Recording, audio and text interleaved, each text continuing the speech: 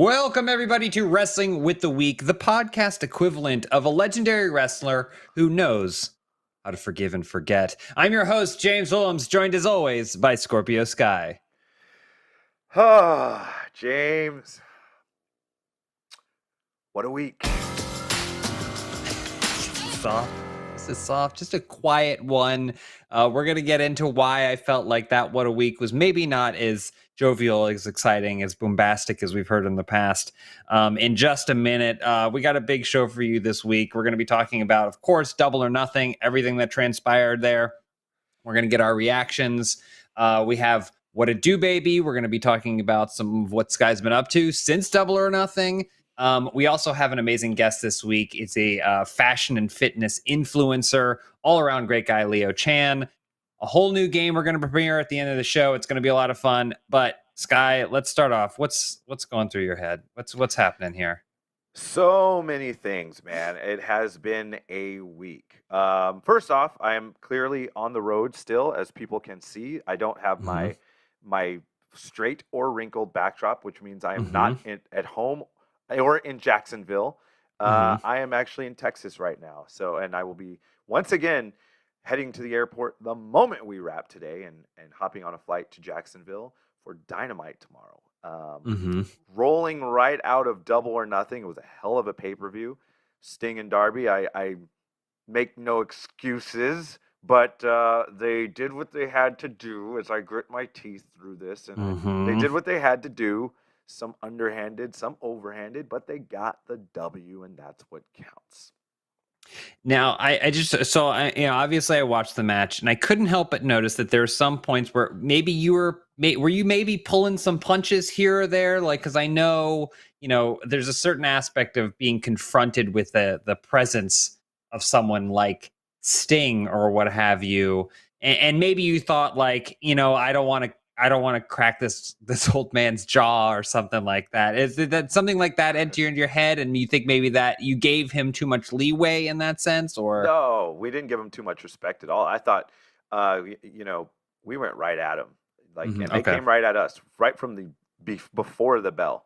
And I thought it was a great performance on Sting's behalf at 61, 62 years old. A lot of people talked about his age, but age is just a number, and you go out and you put on a performance like that, you can't take anything away from the guy. He didn't look good for 62. He looked good. He looked good for 32, whatever it was. There are a lot of people that would have gone in that ring that night under those bright lights, under a jam-packed, sold-out crowd, and would not have performed as good as he did. And I'm talking guys 22. So age, a lot of people have talked about age over the last few days, but you can't take anything away from him. He went out and he did what he had to do, and he looked great doing it. Also, like, when you consider the team as a whole, you take Darby's age and Sting's age, that's going to average out to about 25. So, Right. If you just think of it that way, then 40 years in between the two of them, right? What is Darby? What is he? 20? Is he 15, 12? Was it 50 years? Something like that. He's a teen. He's a teen. I know that. Yeah. You got to love father-son matches. Like, we get to see Austin Gunn, his boy, and Billy Gunn team up. We get to see Sting and Darby. Beautiful things. It's great. Yeah. It really is. It really is wonderful. Well, I'm curious if you and Ethan have a plan for what's next. Obviously, you guys are going to continue making a splash in AEW. It looks like you have, based off your reaction, and you twiddling your fingers like that, I'm going to say you do have a plan. I don't know how much you want to get into it, but I'm just excited. We always have a plan, and it all starts tomorrow night on Dynamite. Friday night Dynamite. I'm excited about it. We always have a plan. I'm excited too, and I just want to say, whether or not you're taking the W or the L, you look good doing it, Sky. You look great. You look jacked. Something I always look for every single time you perform. I go, how's he looking? Look jacked. Felt good. So listen. Both Ethan and I took L's at the pay-per-view. There's no doubt about that. But what happens when you put two L's together, baby? Oh my God. You get a W. The W. Last night took an L, but tonight I bounced back. You know what I mean? Like, it's going to be good, man. Did you hear our new music? Yeah, I did hear you. It's great. It's great. Shout out to John Connor of G Unit to do that song, and also Mikey Ruckus did a great job. The song is Men of the Year, based off the Men of the Year, Ethan Page, Scorpio Sky. I will say this, tooting my own horn a little bit. There have been a lot of doubters on Ethan Page and Scorpio Sky, the Men of the Year, MOTY. There have been a lot of doubters. Not smart, but doubters. I think we turned a lot of people on Sunday. I think we showed a lot of people that we are real, we are legit, and we're a force to be reckoned with, either in tag team competition or singles competition. And yes, that spray tan, if we get into it, that spray tan looked phenomenal. Did I not look ripped on Dynamite and on Double or Nothing? I looked great, right? Spray tan, man. Yeah. No Santan, Pasadena. Thank you. You told me about the spray tan, and the whole show I was waiting for you to hit the mat, and then for there to be like a tan angel lying in the middle of the ring. But no, it didn't. It stuck, and you look great the whole time. Yeah. It's wearing off a little bit now, so that's why I thought about hitting the bicep pose, but I was like, oh no, wait a minute. No. I might be a little too pale. So yeah. I have to get nice and oiled up for my next match, because my tan is fading. I haven't been home. So I know. It's okay. Listen. We're gonna obviously see more of the Men of the Year, and I can't wait. But speaking of the Men of the Year, I want to talk a little bit more about Double or Nothing. You want to get into a hot tag and kind of get our reactions going? Let's do it. Let's do it. Eric, ladies and gentlemen, it's my turn. Ladies and gentlemen, it's my turn. The Man of the Year, Eric. Well, Eric, I'm here. I don't think so. What? What happened? Come on. It's man. He's man with an ear. He's man with an ear. The year. Yeah. Oh, there's two of them. Right. Hey, how do you keep getting theme songs that are so good and so much better than everyone else? I don't like people were going, oh man, like the new song came out and people were like, oh, but I love his old music. And then they listened to it again and they went, never mind, this rules. So like, what's up with that? What's up with that? Man, I mean, we would bounce back and forth between my song and Ethan's song. I think we used my song most of the time, but we needed something that captured our individual personalities, but the way we mesh together. And that's what Mikey Ruckus did. He brought together a perfect match. It's got swag. It's got attitude. If you watch our video wall, I had the idea, actually. I said, make it look like you're flipping through a GQ magazine. Yep. So they took a bunch of photos of us dressed up all fresh, and they made it look just like that. I loved it. I thought they did a really good job, man. And you haven't heard the last of the Men of the Year. I love it. I will say that you guys in your fancies, unbeatable. Unbeatable. I'm not going to fight anyone in my fancies, okay? No, I would never. Way too much for our fancies. I might fight you in our comfies, but not in our fancies. Smart. I'm learning a lot about wrestling on this show. Guys, we need to get into Double or Nothing. Let's run down a few of the highlights. First of all, the Inner Circle defeated the Pinnacle in the Stadium Stampede main event, what started in the middle of a gigantic empty stadium, worked its way through into Daly's Place with a sold-out, jam-packed crowd. I loved it. The Pinnacle taking the L. I don't know how many L's that is, but I don't know if that turns into W's. Anyway, does the Pinnacle bounce back? Can they climb to the top once again after being beaten by the Inner Circle? Let me tag in here and talk a little bit about this. First of all, Stadium Stampede once again delivered. Such a good match. So much fun. I really, really enjoyed the fighting between Sammy Guevara and Sean Spears. There were moments where they were going at it and it looked like action film. I mean, it was like with all the chairs. First of all, how cool was that shot where they show Sean Spears sitting in a room of chairs? Like, so cool. And then beyond that, I have to get into this moment because we were talking about it off air, where Santana and Ortiz are in this club. Nice little cameo from Conan. He is the DJ, and then boom, you see FTR and Tully hitting the greatest pose. Like, if this doesn't become some sort of a meme for so many different things, I'm going to be disappointed. Look at Tully's pose. Yeah. Hitting that. He's ready to go. Yeah. Holy cow, those outfits. Great match. So much fun. James, what did you think of it? I just want to tag in real quick to agree with you 100%. I thought it was amazing setup and payoff. I know we're talking about wrestling here, but I thought, I was like, somewhere Chekhov is losing his mind, because there was so much setup and payoff in this match, whether or not it was the bolt cutters coming into play, or the payoff from the last Stadium Stampede where people get hit with golf carts. Like, it's just these wild setups and payoffs. I had one criticism of the whole event, is that Santana and Ortiz fighting in the club, okay? They go into an elevator. We never see them come out the bottom. You got to get the fight into the elevator, and then the doors need to open at the bottom, and then you need to come spilling out wherever that other floor is. That was my only critique. Other than that, I loved it. I had a blast. It was a perfect mesh of just like, a classic hardcore match with a bunch of different settings, so it isn't just people throwing trash cans at each other, which, by the way, how is it that the wrestling world is the only place that still has those aluminum trash cans with like the ridges on the side? I haven't seen one of those in probably 15 years, except for the world of wrestling. But no, I had a blast watching it. Love the whole thing. So it was great. I thought that it definitely delivered, and I loved that it ended in front of the jam-packed arena. People were going crazy. That was a fun time. That was a great way to end with everybody singing Judas. It was fantastic. But moving on. A 17-minute, absolutely brutal, grueling match. Dr. Britt Baker, DMD, captured the AEW Women's World Championship from Hikaru Shida. Are we seeing a new era in the women's division? You know what? I'll go ahead and tag in on this, Eric.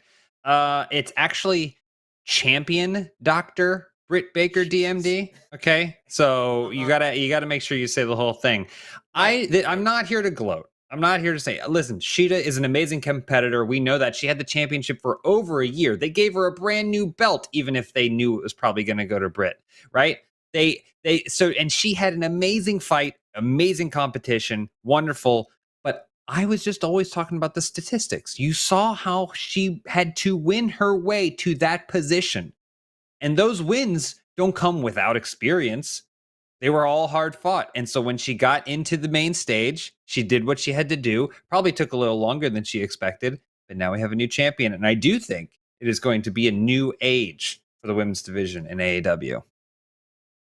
Sky? And Shida held the championship for a year, right? Mm-hmm. It was about a year. Yep. So that alone creates a changing of the guard. I imagine after a year-long reign, there should be a sort of rematch clause going on, and Shida will get another shot at it. So I think we may be far from finished with this rivalry. Yeah, smart. And it was a big match. That was great. They were just beating the hell out of each other. You can see how much that women's title meant to both of them. But moving on to some more titles, Moxley and Kingston fell just short of trying to capture the tag team titles from the Young Bucks. My question for you, was that the Young Bucks' best gear?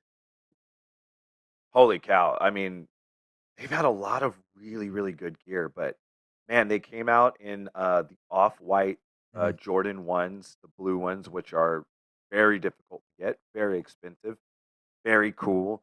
That gear, it may have been the best gear they've ever had, and the match itself was incredible. First of all, Moxley and Kingston coming out with shoes, with the Dior Jordan 1s, throwing them all around, walking through the crowd. I mean, we can't put enough emphasis on how much of a difference it is having a crowd. So much of a difference. The energy felt different in the crowd. It felt different as a performer, and just with Kingston and Moxley coming through that audience, there was just so much electricity in that building. The match delivered. It was great. Young Bucks gear killed. And I always say it, man. The Young Bucks come up big in big moments. They are clutch. They are the most clutch tag team I've ever seen. Yep. And we saw that. James, anything to add there? No, I completely agree. I thought it was great. And, it's kind of what we said on our show last week, which is it's different. You can have a great competitor like Jon Moxley, but that doesn't mean that in a tag team situation, going up against arguably the best tag team in the world, with the exception of the Men of the Year, I think that it's just going to be near impossible to take them in that match. No matter how angry, no matter how upset, no matter how much fight you have in you, it's just, if you don't have the skills, it's just not going to come to fruition. Yeah, yep. It's you're right. The Young Bucks are tough to beat. They look like they have a tight grip on those tag titles until I guess Men of the Year go after them, but that's fine. That's neither here nor there. Yeah. That's even something that they want. Yeah. That was a cool noise. Guys, this might be the last one that we get to. Our time is running short. Let's get to the world title matchup. Kenny Omega overcame Pac and Orange Cassidy to retain the AEW World Heavyweight Championship. That was an awesome match. What a cool three-way they put together. And Jungle Boy won the Casino Battle Royal and will get his world's title shot this Friday on Friday Night Dynamite. My question for you is, can Jungle Boy overcome the Omega Man and win the championship? Let me hot tag in on this, guy. Let me hot tag in on this. This is exactly what I said was going to happen, okay? We saw an amazing three-way match, and it's exactly as I described it, where Kenny is an experienced wrestler. He's been in all these situations before. So you got the wrestler who does almost nothing versus the wrestler who gives it 150% every single time. You're going to find the guy who slides right down the middle to get that victory. Again, just as a fan, amazing setups and payoffs in this match. You got to see everyone do what they do best, but on display more than anything was good physical therapy, okay? Kenny has had knee surgery. He still managed to kick Pac halfway across that ring. Are you kidding me? It doesn't happen if you don't do your PT, folks. So focus on your PT. Also, big congratulations to Jungle Boy. Should have picked him. Didn't pick him before, but if I had looked a little bit closer on everyone who was participating in that event, should have picked him. He's an amazing wrestler, an amazing talent, and I think he deserves this title shot. Does he deserve the title? I'm afraid not. I don't think after a match like we saw at Double or Nothing, Kenny's going to relinquish his title to Jungle Boy at this point in time. But I do think he's in the right position. I want to see him in these title shot positions, and maybe somewhere down the line once Kenny's passed on one of his many belts to someone else. I think it's good. But for now, I'm just excited to see the match.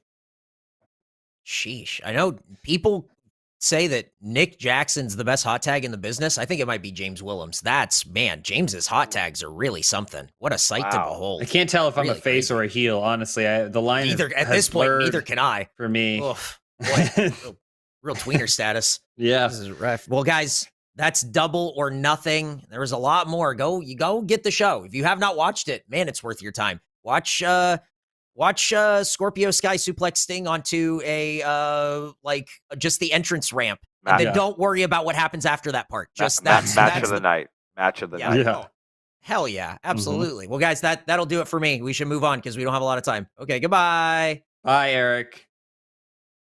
Speaking of time, yeah. Speaking of time, yes. Tell me. Do you know what time it is? I think I do, but that's only because I saw the rundown for the show before we began. Okay. Well, then let's get right to it. I got a question for you. What it do, baby? Yeah. Man, whole lot going on. Whole lot going on this weekend. I'm shaking here. Mayweather and Logan Paul going at it on pay-per-view, and apparently the rules have been released, and you have them.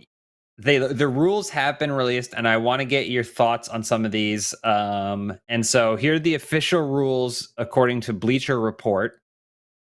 Number 1, no winner or judges. Interesting. Okay. KOs are allowed. So this is like Eric had a term for it. What is it? Lights out fight or something like that? So basically the only way to win this match is by knockout. Yes. Because there's no judges, means no decision. Yep. There's no winner, but knockouts are allowed. So this fight is encouraging a knockout. Very interesting. We, the audience, shall decide who wins by looking at the person face down on the mat and saying, "You have lost." So no winner or judges. KOs are allowed. 8 3-minute rounds. A lot of rounds. A lot of rounds. A lot of rounds for an exhibition. That's almost a professional fight, a professional non-title fight, 10 rounds. So I feel like just talking about it, even if we get into those upper rounds, I don't know too much about boxing. You know way more than I do. But I would say someone like Logan Paul, who we've seen can throw a heavy punch, right? and like knock guys out. We still don't yet know whether or not he can box, which is to say where you are when you're in round 6, 7, 8, right? And you're getting gassed. Yeah. So if it even goes to that point, well, that'll be interesting to see. 12-ounce gloves, no headgear.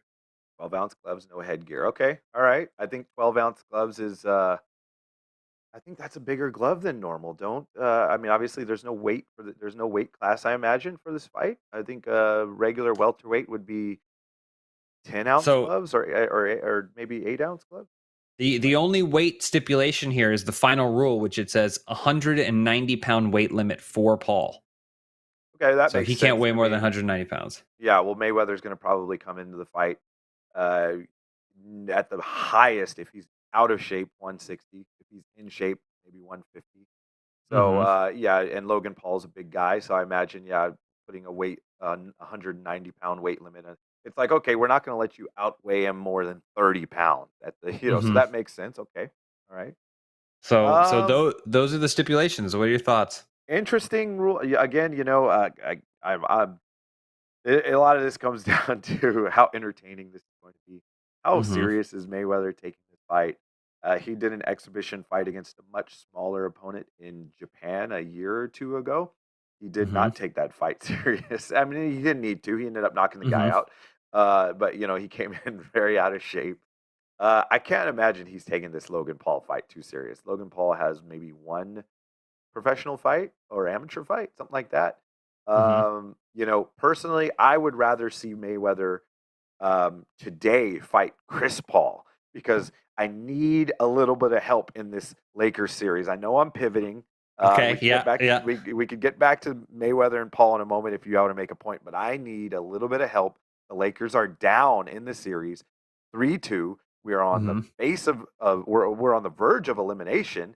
If we and game 6 is tonight. This is it. This is win or go home. I mean, we are going to be at home, but this is when we go to Phoenix for game 7. Anything can happen in a game 7 or it's over. And we may not even have Anthony Davis. So if we can get an exhibition between Mayweather and Chris Paul happening sometime this afternoon, that might help us a little bit. So that's what I would rather see. What about you? What are your thoughts on Mayweather, Paul?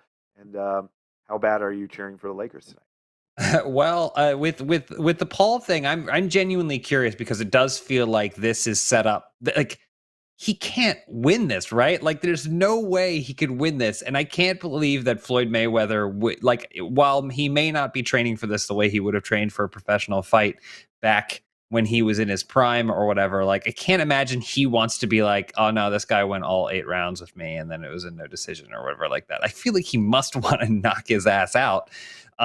So I mean, I'd love to see it personally.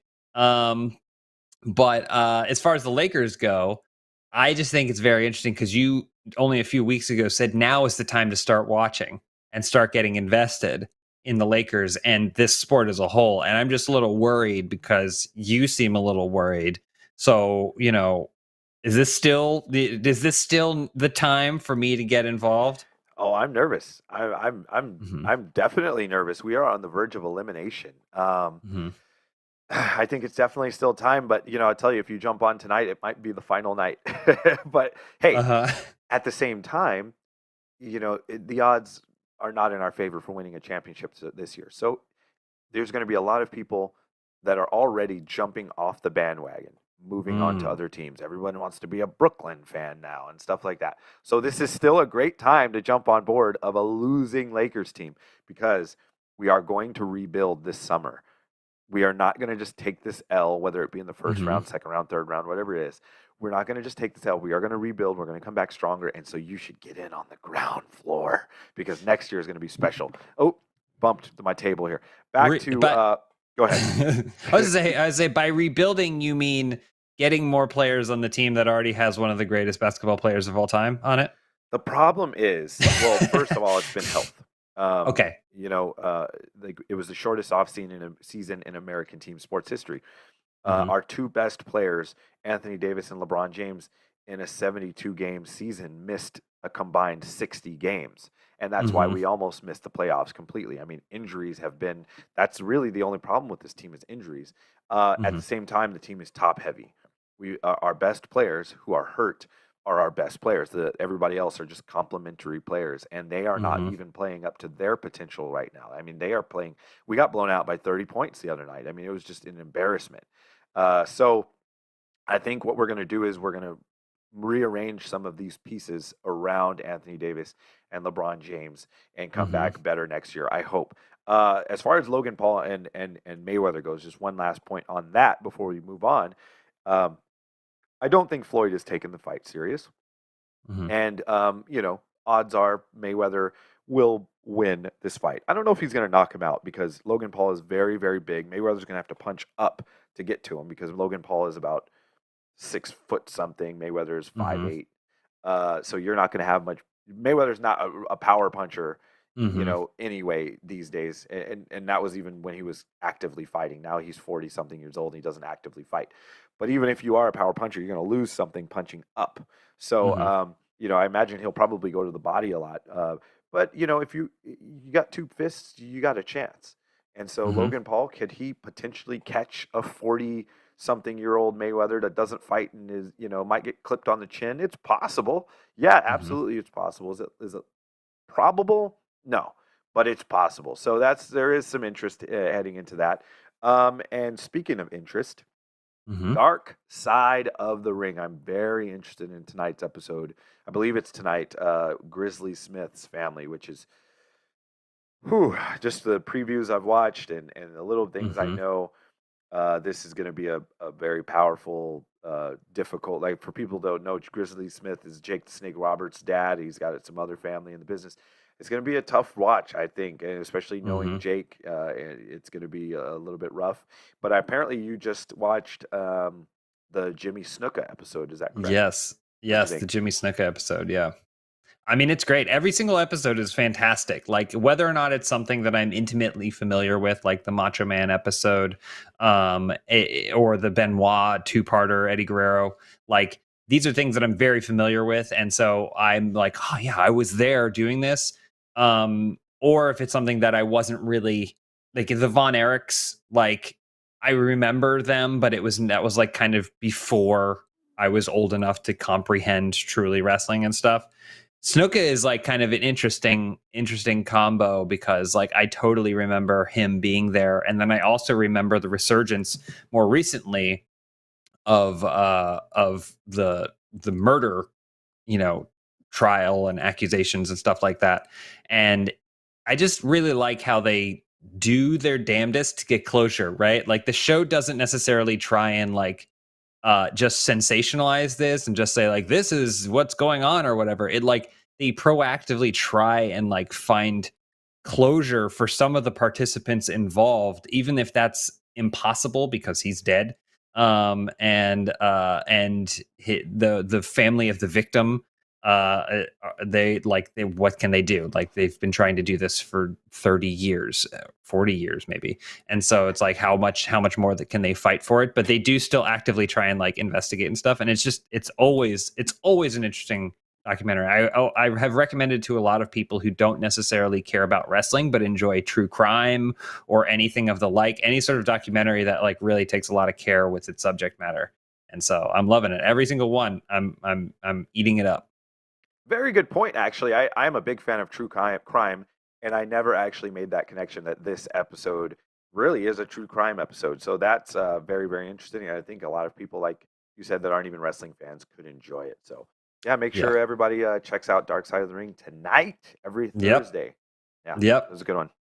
But on to maybe a little bit lighter note. I don't think the fashion sense of the 80s, the Dark Side of the Ring 80s, really holds up as well as it does anymore. But we have learned about what does hold up right now from our guest on the run-in this week, Leo Chan. If you've been watching this show, you know I love fashion, I love style, I love sneakers. And there's nothing better than looking good when you roll out on the town. But I can't do it on my own. Everyone needs a little inspo, and that brings us to today's guest, one of my inspirations. I love having him here. His name is Leo Chan. He is Levitate Style. Leo, thank you for being on the show today. Thanks for having me. I'm very excited for the show. I'm super excited to have you on as well, because so Leo, the interesting thing about this dynamic on the show is that I generally look to Sky for like, oh, what is good fashion, what is someone with a lot of style like look and act like. And he said before we started recording that like you, Leo, are what he looks to. So the fact that I am 2 steps removed from all of that is like going to be really fun for me on this. I'm excited to learn. Oh man, this is cool. I'm excited. So yeah, we'll get into it. I actually discovered you, I believe, on YouTube over a year ago. It was definitely before the pandemic, and I'm someone that will just often search YouTube and like, hey, how do I wear this or how do I wear that?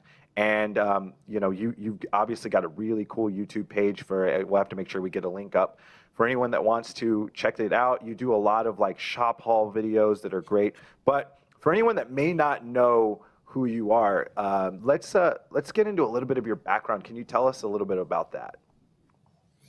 Yeah, of course. I mean, number one, it's such a big honor. It's really cool that you found me on YouTube, because that's actually like my second channel. Like my main channel, my main social media is my Instagram page and my blog. But yeah, a quick backstory on me. I am an immigrant. I was born and raised in Hong Kong, moved to New York City with my family when I was 10 years old. And so growing up in New York City, you know, in New York City is all about fashion and style and sneakers. So that's the early on influence for me when it came to like street style. And then long story short, I wanted to make my parents proud, so I studied accounting and actually started my career in finance first. So I worked at Morgan Stanley and Barclays, but I've always loved photography, style, and traveling. And so when I realized that Instagram and blogs and YouTube was becoming a big thing and influencers was becoming a thing, that's when my girlfriend and I decided to start Levitate Style together as a creative side hustle. So really just taking photos of my outfits and really trying to inspire others, inspire the next generation to dress better, to feel better about themselves, and also, especially for me as an immigrant and minority, to really have that representation that I didn't see growing up. I'm just curious because like obviously you said it was like a side hustle, but I mean looking through your Instagram or whatever, these are modeling photos. Like these feel like fully fledged shoots and like they belong in fold out magazines and stuff. Like these are like and I'm talking about like your look, your style, and just like the whole photo composition. It's so wild to me that this was just like kind of a hobby of yours, considering how proficient you are at it. Oh, thank you. I mean, yeah, it's just been years and years of practice makes perfect, and the more you're doing it, the better you get at it. And you know, if you look at my Instagram 5 years ago, there's definitely be like my style was definitely very different back then. Back then, I think it was way more suits and way more like corporate finance because I was still working at the bank. But I think over the years, my personal style just kept changing and growing. And at the same time, just trying to be better and better at photography and better at influencer, you know, as a job. We've barely kind of talked about wrestling. Obviously, that's the world where Sky is bringing his expertise and stuff. I don't know. I'm just genuinely curious. Have you seen the tag team champs, the Young Bucks, wearing their $15,000 Dior Jordans in the ring during their matches? Are you aware of this? And does it send chills down your spine? I mean, actually, you saying that right now send chills down my spine right now. I actually did see the clip on the YouTube channel. But yeah, that's crazy. Those have become one of those crazy like designer sneaker grail item that anytime anybody wears it, it's like, whoa. Yeah. They recently were wearing the breads and had one of their opponents bleeding all over them. It was pretty intense. Damn, that's crazy. Yeah, man. So, you know, taking a little bit of a serious turn on the conversation, because we talked about 2020 and everything that's happened related to COVID-19. And one of the unfortunate things that has happened is the wave of violence against the Asian community. And I believe you were on a show called The System talking about that recently, and just wanted to get your comments on that and talk about that a little bit. Obviously, being an Asian immigrant living in New York and the United States. Yeah, sure. I mean, I appreciate you guys bringing that up. I mean, I think more than ever, we have to kind of bring awareness to what's happening. It's just been a crazy increase amount of attacks. I think in the years past, it's been maybe just verbal abuse, the usual jokes like, oh, go back to China, right? It's the same joke. It's over and over. It's years and years of that kind of jokes and name calling. But now it's taking the next level of all these crazy physical attacks. It was mainly just in, I think, like the San Francisco area, but now it's in New York City. And like I mentioned, I'm an immigrant. I grew up in New York City. I grew up in Queens. I went to high school in Brooklyn. Like, I grew up in New York, and never have I ever felt not safe. I've always felt comfortable walking around. I've always had a great group of diverse friends. Like, I love New York City. And so, but this is like the first time ever that I'm honestly like scared walking around, because in the past it's like, okay, if someone's gonna come up, make a joke, say something, I'm big enough to defend myself. But if you're talking about like, hey, they're gonna hit me with something, there's weapons involved, it's just not safe. It's just happening everywhere, like subway, on the street, near Times Square. Like, there's literally it feels like there's no limits right now. There's no restriction. Even like moms and families were attacked on the way to a anti-Asian rally. So it's just kind of crazy what's happened right now. We got to band together, man. Everybody has to do their part and chip in, and because we are so much better than this, and this is not something that is acceptable in any way, shape, or form. And so, like I said, as a country, everyone, we need to band together and stop this, because this is it's crazy. I think this is why like shows like this and these platforms and social media is so important, because this is the kind of representation that we need to see. Like, we all have our own platform. We all have a way to show this representation that's so lacking. Like, people who are doing these attacks, people who are showing all this hate. And, I like to think on the bright side too. It's like, maybe they've never seen Asians in this other way. Maybe they just think Asians is what they have seen on TV, what they've heard on the news, whatever it is that they're getting this information from. And I think that's why it's so important for social media and channels like this and shows like this to have that kind of representation, have that kind of diversity to change people's minds. I've said it earlier, I'm a big fan, big follower, and so I want other people to follow you and better themselves, help them feel better about themselves, and just follow what you're doing, like I said. So where can people find you on social media? Yeah, thank you so much for the love. You can find me on Instagram at Levitate Style, and also on YouTube at Levitate Style. Thank you so much, Leo, for coming on the show. Thanks for having me. This episode of Wrestling with the Week is brought to you by Honey. These days, it feels like online shopping is the only shopping we really do. That's where today's sponsor, Honey, comes into play. It's the free browser extension that scours the internet for promo codes and automatically tests them when you're checking out. Honey is basically your online shopping best friend. Here's how it works. You get on your computer for free, put Honey on there, 2 easy clicks. Then when you're checking out in one of its over 30,000 supported sites, Honey pops up, and all you have to do is click apply coupons. You just wait a few seconds as Honey scours the internet for the best deal that they can find on that site, finds a working code, boom, applies it to your cart, you get the savings. Honey has found its over 17 million members, over $2 billion in savings, supporting all kinds of retailers from tech and gaming sites to fashion brands, even food delivery. It's simple. If you have a computer, Honey should be on it. It's free and works with whatever browser you use. You can get Honey for free today at joinhoney.com/week. That's joinhoney.com/WEEK, so they know we sent you. Give it a try and see how much you'll save today. Thank you, Honey, for supporting today's episode. So thank you so much to Leo Chan for that interview. It was awesome. And please go check him out. And also, if you liked it, check out the full audio interview that we did with him. You can find that on the audio podcast. He talks about how he used fashion as a way to kind of like fit in, where he gets his fashion ideas, and also, most importantly for me, how to like style yourself on a budget, because I think there's a perception of it being really expensive, but he actually goes through how like the bare essentials, where you would start and how you can save money doing that. It was a great interview. Awesome guy. Love to have him back. But Sky. Yes. Are you excited for what's next? I'm excited for what's next. I'm very excited. We didn't get to do it last week because I had to run to the airport, but we are getting it in this week. So let's go ahead and bring Eric on. Hi, guys. I'm back. Hello. Hey, Eric. Hi.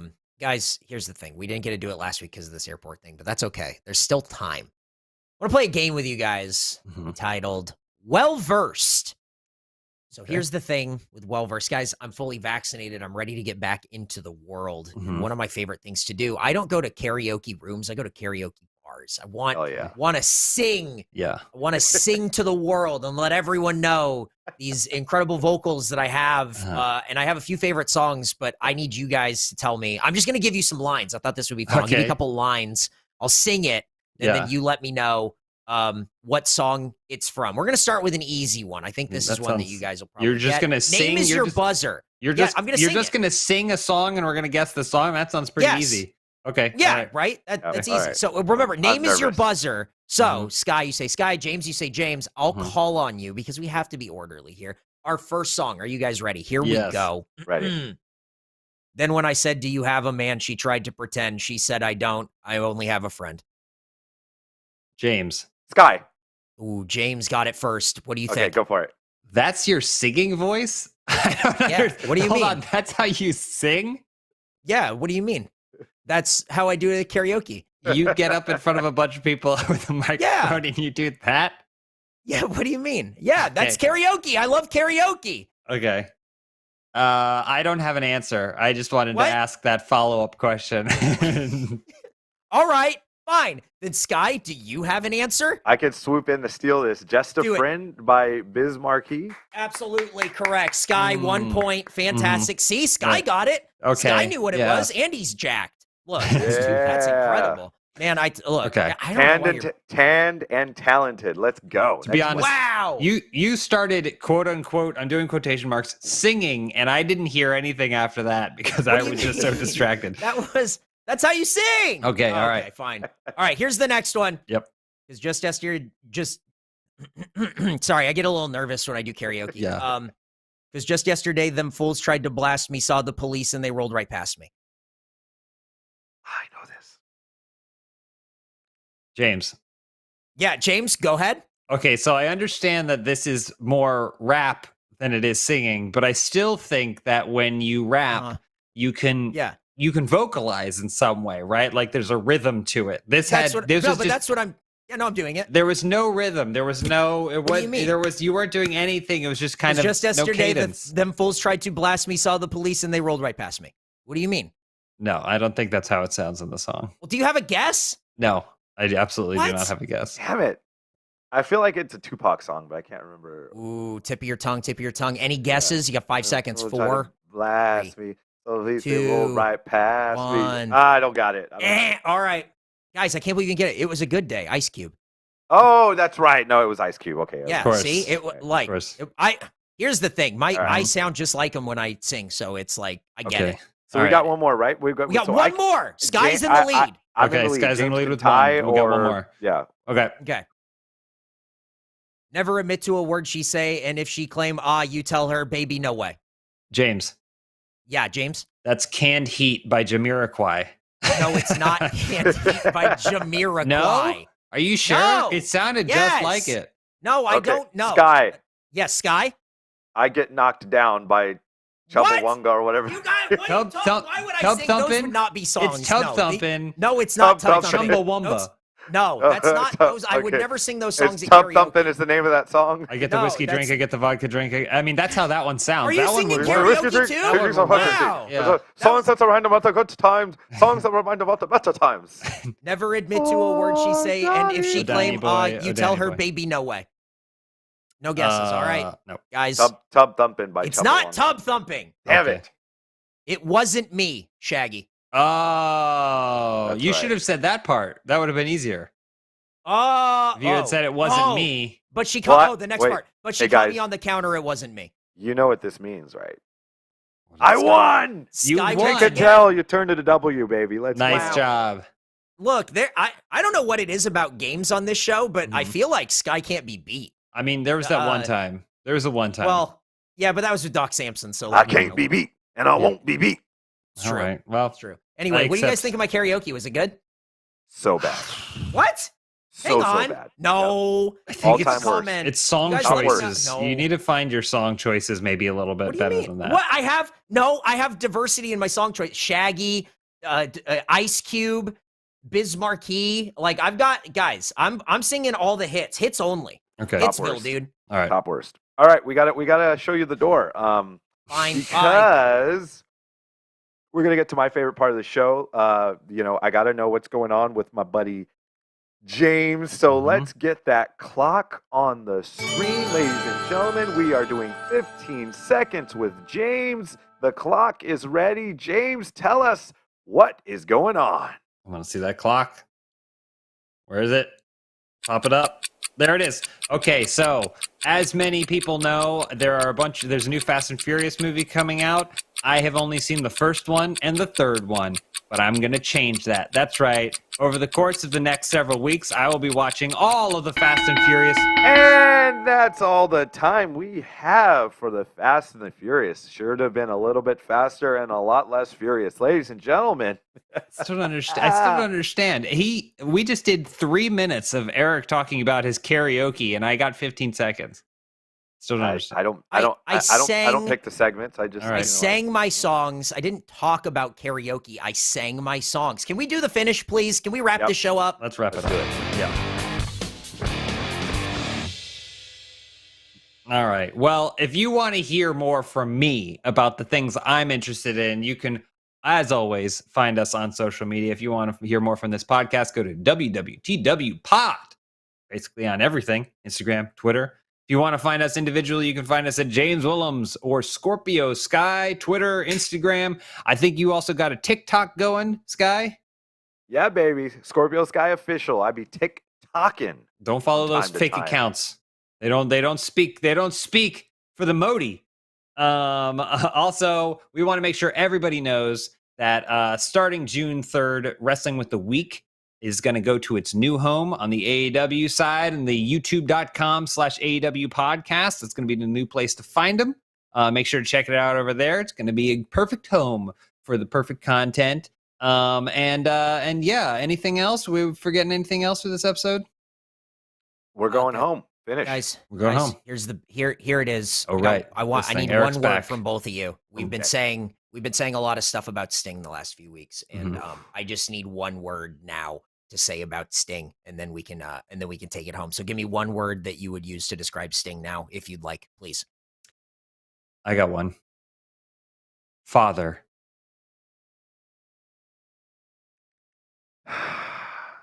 The only one that's appropriate. Showtime. Thanks everybody for watching, listening. We'll see you next week. That was Hawk.